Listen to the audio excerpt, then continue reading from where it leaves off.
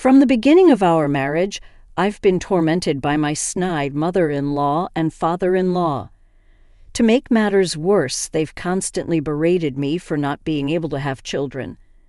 To add insult to injury, even my husband, who was supposed to support me, said to me, "My sister-in-law is young and beautiful, and unlike you, she's had kids right away. I'm honestly jealous of my brother." Moreover, my mother-in-law accused me of being infertile because I was having an affair and claimed she had caught me on hidden camera as proof of my so-called infidelity. So I devised a plan and called a family gathering under the pretext of celebrating my nephew's birthday. I proposed we watch the evidence of my alleged affair that my mother-in-law was talking about. Upon viewing it, words like "I knew it" slipped out in despair from my sister-in-law, Ken, and my father-in-law. My name is Mia. I'm 34 years old. I work in the international business division of a mid-sized trading company. I live with my husband, Ken, who is the same age as me and works at a steel manufacturer, and my in-laws. We don't have any children yet. I met my husband at a dating event that a friend invited me to. By my 4th year on the job, I was finally getting the hang of it and starting to enjoy it.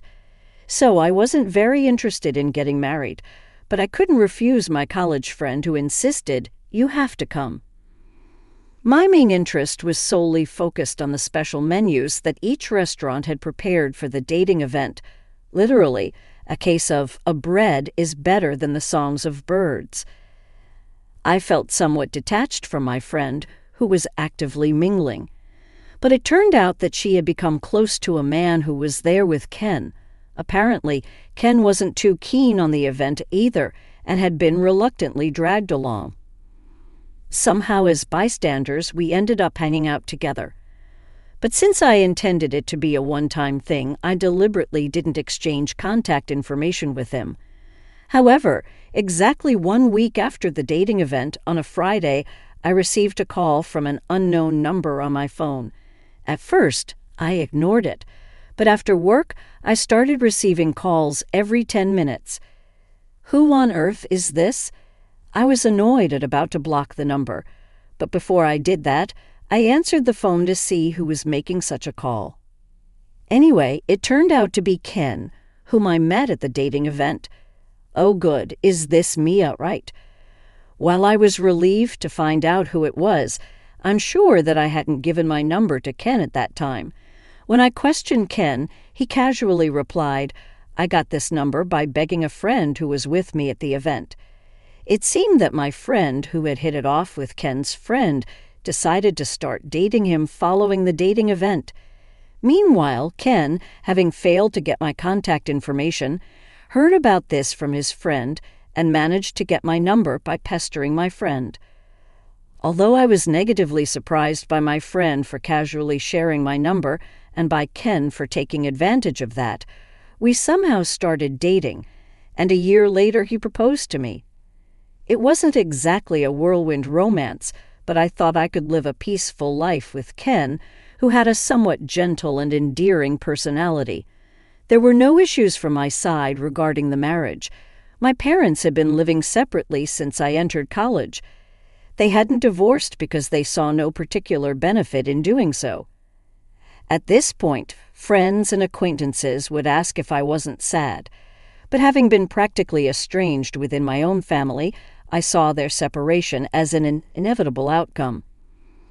I was financially supported by my parents during my college years, so I visited my parents' houses alternately during long vacations. However, since I started working, I have been using my busy work schedule as an excuse to solely report what's going on social networking sites. So when I informed my parents about my marriage, they said they would attend a ceremony if one was held. But when I told them it would just be a registration with no special ceremony, they later sent me a substantial sum of money as a wedding gift, which was more than enough for me. However, my in-laws, Sarah and Sean, seemed dissatisfied with my parents' handling of the marriage. To think they would settle their only daughter's marriage with money, how incredibly insensitive, they sneered. Indeed, it's quite concerning, they said with a bitter tone. But then my now husband Ken defended me, saying, money is certainly a sign of love. It's absurd for Mom, who has never worked, to say such a thing. Dad should know better, given how hard earning money is. I felt truly happy for choosing him. However, about 4 years into our marriage, things started to take a turn for the worse. The first sign was my promotion. I had worked diligently in my assigned department since joining the company and decided to take the promotion exam that year. When I passed, I was told, Mia, you mentioned in your interview that you wanted to work globally in the future, right? How about starting in the international business division to gain some experience? I was thrilled that my efforts were recognized, and I thought I would be able to share that joy with Ken. But when I told him, he became visibly upset and lashed out. Oh, okay. And what are you trying to say? That you've climbed the ladder, that you're some big shot now? Surprised by Ken's reaction, I wondered if I had said something to offend him and apologized. I'm sorry. I didn't mean it like that, I said. However, Ken retorted, seeing you playing the victim like that just proves you're looking down on me, and angrily threw his beer can into the trash before slamming the door and leaving our apartment. He didn't return for a week. He wouldn't read my texts or answer my calls. I even called his office, but they said he was out, and I could only confirm that he was safe. I considered waiting for him outside his office, but I didn't want to embarrass him, so I decided to go to my in-laws' house to discuss the situation with them. I knew I'd be blamed, but I had no other choice. Despite the sudden visit, I was surprised at how smoothly I was let in, but as soon as I stepped into the living room, I was frozen by Ken's tirade. What do you want now? You've come all this way to mock me some more, is that it? Of course, I immediately said that wasn't my intention and that I would apologize if I had caused any misunderstanding. But Ken was as unreceptive as ever. What's worse, my in-laws joined in blaming me. Just because you both work doesn't mean you get to act all snobby. Don't you know that's not how a wife should behave? This is exactly why we were against this marriage from such an insane family. Sarah started cursing me as loudly as Ken. From there, it was just an endless lecture about how I was to blame for hurting their son's ego. No matter what I said, finally they said, Ken doesn't want to return to the apartment you two lived in. If you don't want a divorce, then move out of that apartment and come live here with us. We'll teach you how to be a proper wife. In hindsight, I wonder why I didn't just agree to a divorce right then and there. But at that time, I still had feelings for Ken, and having grown up watching my parents live as a married couple in name only, I was perhaps making misguided reflections about not understanding what marriage was. Soon after, I did as my mother-in-law suggested, moved out of the apartment and started living with my in-laws. My in-laws were extremely pleased with this, and I soon understood why. It turned out that Ken's older brother, Evan, who had been living with them, left the house about 3 months before my promotion, saying he wanted to live alone because he had found a girlfriend.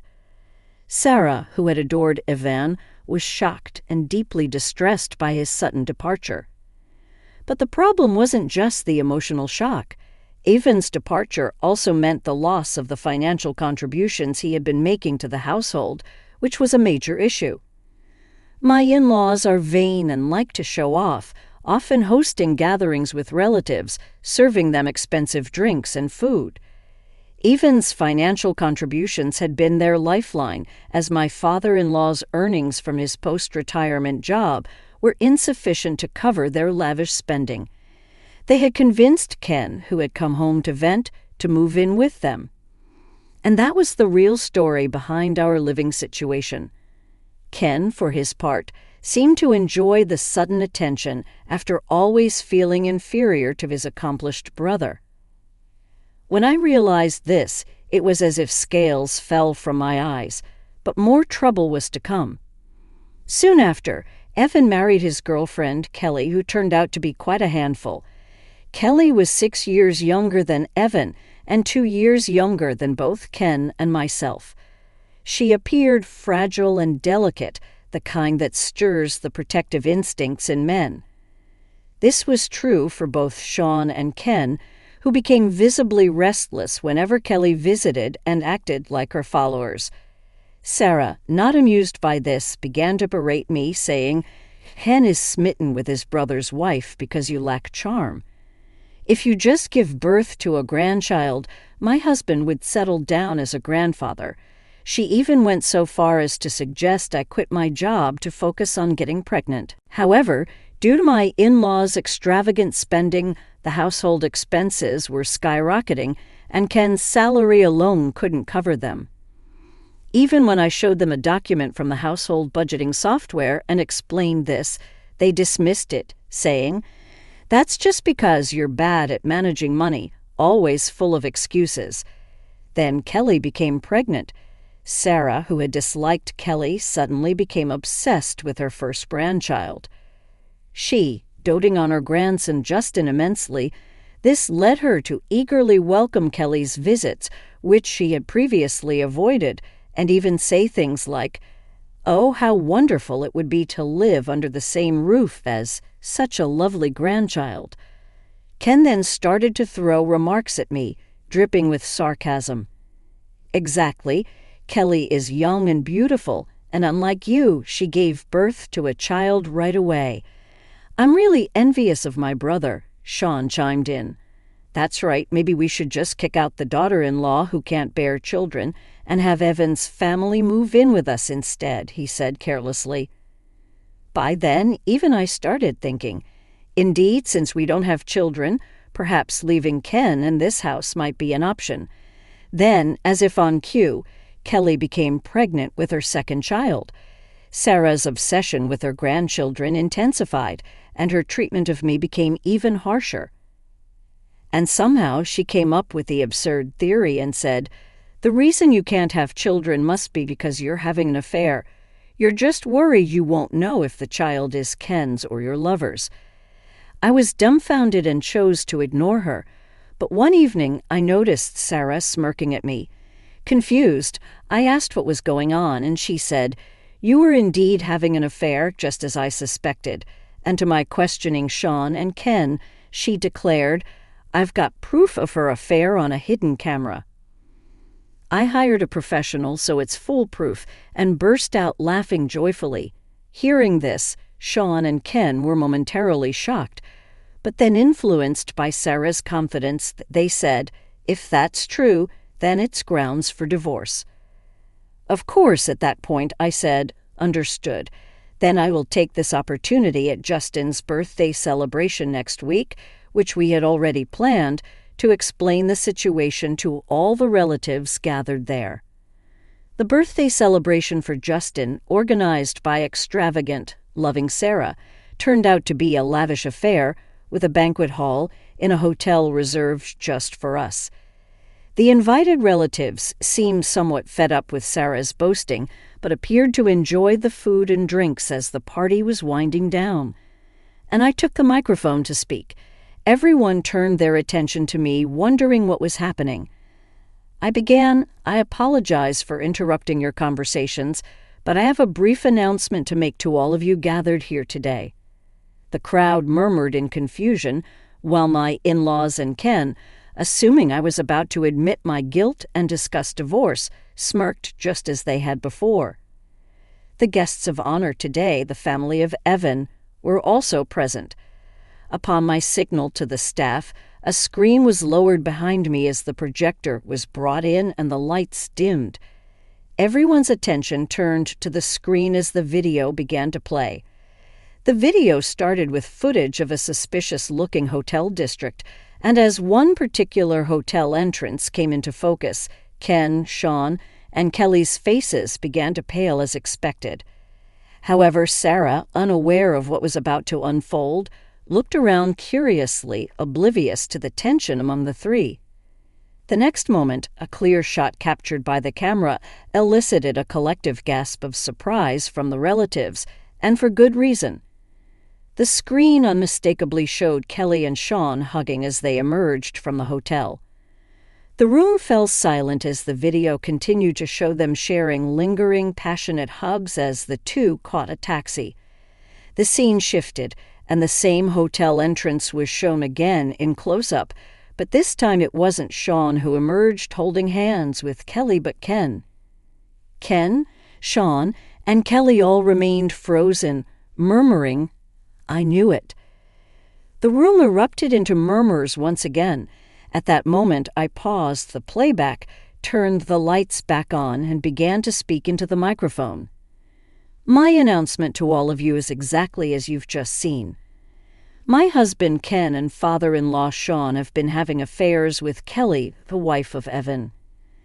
The evidence has been meticulously recorded by the investigation company hired by Sarah, I stated, showing a thick file of documents, which prompted more roars from the crowd. As the roars subsided, I revealed that the investigation company had been hired by Sarah not to uncover the infidelity of Sean, Ken, and Kelly, but to find evidence of my supposed affair in order to expel me. Probably Ken, who must have been annoyed by my presence, filled her with all sorts of nonsense. "It's absurd to take such things seriously," I said, causing the relatives to look at Ken and Sarah with disbelief. Sarah declared victory without even checking the contents. When the investigation company reported they had caught the evidence on camera, unfortunately, I have no idea about such allegations. I then projected a photograph onto the screen.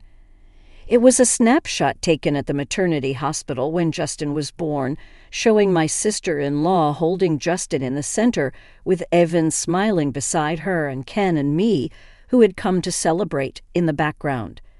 Since Sarah has always disliked me, I believe she didn't have a single clear photo of me, so she sent this snapshot to the investigation company, requesting them to find evidence of the daughter-in-law's infidelity.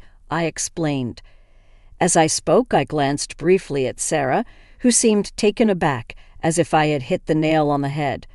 However, the investigation company commissioned for the task mistook Kelly, who was holding the child, as the daughter-in-law under investigation. Upon starting their investigation, they unexpectedly captured Sean and Ken repeatedly visiting the hotel with Kelly, believing Evan to be the husband under scrutiny. The investigators reported to Sarah that they had caught the evidence on camera. Sarah mistakenly believed this to be evidence of my alleged affair. When suddenly confronted with the existence of such evidence, I was initially surprised, but then something clicked in my mind. It was the name of the investigation company which appeared on the statement of the credit card used by Sarah. In fact, Sarah, who is a spendthrift, made me get a family card for her to use for her own purchases, etc., just in case the credit card in her name was not enough to cover the available credit card funds. Troubled by her making large purchases without consulting me, I had set up the card statement to be viewable in an app so I could preemptively check the monthly charges. So I took a half day off the next day and went to the investigation company to explain the situation. I then commissioned a new investigation myself. The investigation company, realizing their mistake, eagerly accepted the task. To make amends, they quickly provided the results, hence the evidence presented today. As the screen was removed and the lights brightened, Kelly, Sean, and Ken all had pale faces. I approached the great aunt and uncle, whom my in-laws greatly respected and requested. I apologize for the inconvenience, but I prefer not to expose the children, especially Justin, to the following discussion. Could someone please take them to another room? The great aunt and uncle immediately approached. Kelly took Justin and handed him over to their own children. The other children were also led to another room by several women, leaving behind furious relatives, dazed Sarah, and a bewildered Evan. Only Kelly, Sean, and Ken remained, shrinking under the stern glares of the relatives. Then Sarah, previously trembling, leaped towards Kelly, shouting, "What have you done, betraying me and Evan with Sean and Ken?" She lunged at Kelly. Several relatives rushed to stop her, but Kelly was already petrified. Sean and Ken were similarly frightened. However, I decided to deliver the final blow to them. Regrettably, given the circumstances, I will be divorcing Ken. I apologize for any inconvenience caused to everyone here.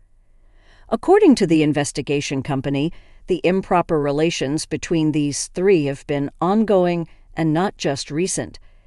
"Reconciliation is impossible," I announced, then pretended to stumble, adding, "After reviewing the investigation results, I've been tormented by the thought that Justin and even the child Kelly is currently carrying might belong to Sean or Ken." Then the remaining women in the venue rushed over, rubbed my back, and took my arms to support me. They said to the three of them, "What shameless people you are. You're all disgusting. Poor you." They started cursing. The men looked on with disdain, surrounding the three with cold stares, silenced by the disapproval. Sean and Ken could do nothing but stand there as the only sounds in the room were Sarah's ranting and Kelly's sobbing. The aftermath of me dropping the bomb that day spread far and wide. When Evan found out that his wife had been cheating on him with his brother and father, he was dazed for a while. But as he regained his senses, he began to seriously suspect the second doubt I had raised, that of cuckoldry. Cuckoldry? That's just a blatant lie from her. "Both Justin and the baby in my womb are undeniably your children, Evan," Kelly pleaded desperately. But a suspicion once planted in the heart does not disappear with just a few words. Stealing a moment when Kelly was off guard, Evan used a paternity test kit he had ordered to check their father-child relationship, and the results turned out to be positive. However, even when confronted with the results, Kelly adamantly refused to admit to cuckoldry, frustrating Evan to the point where he contacted her parents. Caught completely off guard, Kelly's parents couldn't accept the story from Evan alone and came to my office to demand an explanation about the whole affair. Though I found it bothersome, I thought this is what I had to do eventually. So I took the next day off and went with Kelly's parents and the couple to the law firm I had hired. When the lawyer, Tom, showed them the related documents and the infamous video, Kelly's parents were speechless. Seeing this, Evan triumphantly declared, "See, I told you she betrayed me, cheating with both my brother and father. It's clear neither Justin nor the baby she's carrying are mine." However, Tom cut him off sharply. "Would you mind discussing that among yourselves? You're here not to discuss who the father of the children is, but to demand the child's support." Of course, it was obvious I couldn't comprehend why Tom, whom I had hired, should take Evan's side. But what shocked me more were Kelly and her parents. "After all, it's your fault Ken cheated on you because you were working all the time, not being attractive, right? Then it's your own doing," Kelly retorted mockingly. But I replied, "Is that so? Then we'll have to let a third party decide who's right, perhaps a judge." The ones who turned pale at that moment were Kelly's parents. And no wonder, since both of them were teachers at a prestigious girls' school in a local area. The idea of their daughter, who was supposed to embody the ideals of a good wife and wise mother, having a sordid affair and cuckoldry with her brother-in-law and father-in-law, would definitely tarnish their reputation. Upon hearing the word trial, Kelly's parents immediately begged, "We sincerely apologize. However, as far as I was concerned, an apology at this stage from anyone was irrelevant." I gave Tom a look and got up, signaling the end of the meeting. Later, Tom informed me that after I left, Evan, Kelly, and her parents caused a huge uproar. But they finally left after Tom threatened to call the police. Subsequently, perhaps as a form of hush money, Kelly's parents transferred a large sum of money through Tom. Given this turn of events, what happened to Evan and Kelly was of no consequence to me. But around the same time, I learned about the fate of my in-laws through Ken, who had also demanded asset division. According to Ken, Evan filed for divorce. Furthermore, he refused to pay child support for Justin and also for the unborn child unless a DNA test proved he was the father. He declared he would file for denial of paternity as soon as the child was born, fearing the worst. Kelly's parents, against her wishes, forced her to undergo prenatal testing. Turns out the father of the unborn child was indeed, not Evan but, astonishingly, Ken. Furthermore, the revelation that Justin's father was Sean made the situation beyond redemption. Upon learning this, Sarah, who had doted on Justin, was devastated to find out. He was actually her husband's child, leading to a mental breakdown. She has aged rapidly and is now almost bedridden, with Sean caring for her around the clock. He told his father-in-law, "I won't look after you in your old age. Get Ken to take care of you." Unfortunately, most of Sean's retirement funds were spent on luxury brands and jewelry for Kelly to win her favor, leaving almost nothing behind. As a result, the offset against the inheritance meant Sean and Sarah, now abandoned by Evan, turned to Ken in desperation. Ken himself, already burdened with the asset division claims from me, was reportedly being pressured by Kelly, who had been divorced by Evan, with a demand to remarry her. Insisting now that it's come to this, you're going to take responsibility for both the unborn child and me. I'm sorry for everything that's happened. So please give me another chance. I love you, Mia, he begged for forgiveness. But it was clear that what he wanted back was not my love, but my financial support and a wife to take care of his parents for free. Since I had no lingering feelings for Ken, I instructed Tom to convey my final decision and blocked all contact except for one social media platform. Eventually, the divorce was finalized despite some disputes. The asset division was paid in full in 2 installments, according to Tom. Kelly continued to live with my in-laws without being officially registered as part of the family, pretending to be Ken's wife. However, after visiting relatives spread the word, the entire neighborhood began whispering about that shameless family, driving her to become a recluse at home. She neither helped with caring for Sarah nor took care of Justin and the newborn, leading to a report to Child Services by the kindergarten concerned about Justin's unkempt appearance. In the end, Kelly's parents took in the 2 children, but they disowned her, saying, "You are no longer our daughter, nor are we your parents. Never show your face to us again." With nowhere else to turn, Kelly came to rely on Ken for everything, just like my parents-in-law, and said, "Ken's income alone now supports 4 adults, including his mother who needs nursing care."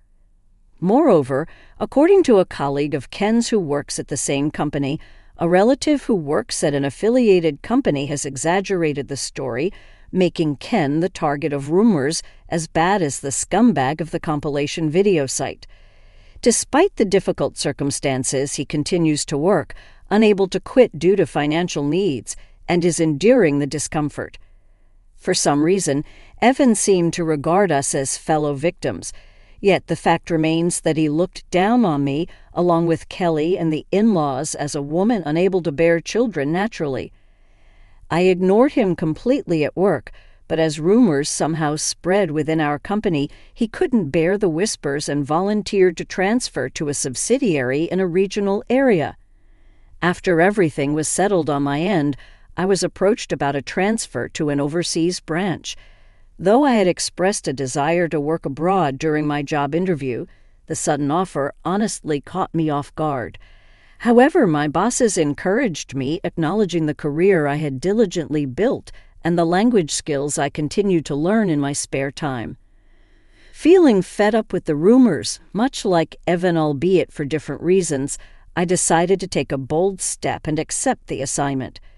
Ken, who somehow heard the news, sent a series of cliched romantic messages pleading for reconciliation to the only social media account I hadn't blocked him on, But planning to cancel my phone service when I leave the States, I decided to ignore them. Despite all that happened, cutting ties with that in-law family felt like a stroke of luck. With this in mind, I feel ready to face any challenges that may come my way. I might think it's a bit opportunistic, but that's honestly how I feel. Perhaps I had been too self-deprecating all this time. From now on, I plan to stay positive and give everything my best effort.